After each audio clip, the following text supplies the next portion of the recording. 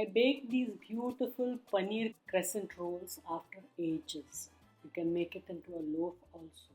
For those interested in the crumb, this is it. Welcome to the Mad Scientist's Kitchen, reinventing the foodie in you. Today, when I had 2 liters of curdled milk, I separated the whey and the paneer, made these crescent rolls. Here are your ingredients. I will put the quantities in the description box. Today I have used maida or all-purpose flour, but you can always use whole wheat flour. You can substitute the paneer with ricotta cheese or leave it out totally. In a big bowl, mash the paneer, add the sugar and the yeast. I am using instant yeast, salt, and the herbs. Mash and mix the ingredients well. Then add the maida and mix it so that you distribute the herbs into the maida. Add some warm water and knead the dough. Now the quantity of water you will need will differ from flour to flour. I needed about 1.5 cups. You might need a little less or more. Add water gradually. Before I start mixing my dough, I generally test my yeast like this. If the yeast rises in the small bowl, I use it to mix the rest of the ingredients. Technically, rising of the yeast is called blooming. I am using my hands to knead the dough, but if you have a food processor or a stand machine, please use it to knead the dough. Apply oil. This is the kind of hydration I love in my bread. Keep kneading the dough for about 8 to 10 minutes. All the water will be absorbed. Your dough becomes nice, soft and elastic. Do you also like baking? Would you like me to share more bread recipes? Actually, bread is my first love. Let me know in the comments below. Grease the bowl and put the dough in the bowl. Flip the dough so that the bottom of the dough also gets covered. Then knead the dough, shape the dough into a smooth bowl and tuck it in the bowl. My tip to you is use a bigger bowl. I used the same bowl and it rose like anything. I think it needed a bit more space. Dough needs to rise till it is double. I needed 45 minutes. It will depend on the temperature you live in for the dough to rise. Cover the dough with a cling film and set it aside in a warm place.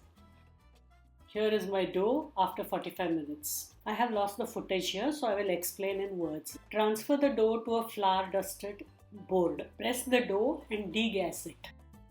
Cut the dough in 3 equal parts. Grease 2 baking trays and a loaf tin. Set it aside. Take the dough and shape it well using flour. You can shape all the dough balls and set them aside, covered under a napkin. I generally shape the dough as I start rolling it out. I don't keep it aside. Now, see to it that the dough ball is smooth. This is the way I do it. Take your time here. The dough should not have any cracks. Only then you get a nice, good rolled out chapati. So let's speed up things over here a bit. This is the boring part. Put a lot of flour so that it doesn't stick to the rolling pin. Don't forget to dust your rolling pin. I use this to make my chapatis also. I don't have a separate rolling pin for this. And roll out into a circle. It should be about 1/8 inch thick. My circle was about 1/8 inches, but the diameter of your circle is not important. It is the thickness of your dough of the what you roll out that is important. It should be 1/8 of an inch. These rolls are called crescent rolls, but they are not croissants, which is also called crescent rolls, because in croissants you laminate the dough with butter. This doesn't need all that. These are more like your dinner rolls, and you can make them ahead. They taste, if there is any left in the bread basket, you'll have plenty. You'll have a lovely dinner roll. Now use a very sharp knife and cut the rolled out dough into 8 pieces. You can also make 4, but I prefer to make 8. Use a sharp knife because otherwise your dough will tear. Now this is how you roll the dough. Take the widest edge and start rolling it up there. I will suggest you apply a little water to the edge so that they stick. Today I have not used any water. Let me show you another one. In case you are new here, please subscribe to this channel, hit the bell icon so that you get notified every time I post a new recipe. In case you have already subscribed, thank you so much. I love to hear from you. Please do refer me to your friends, family, and if you have any recipe requests, please get in touch with me. Actually, making these rolls is quite addictive. Once I start, I just can't seem to stop.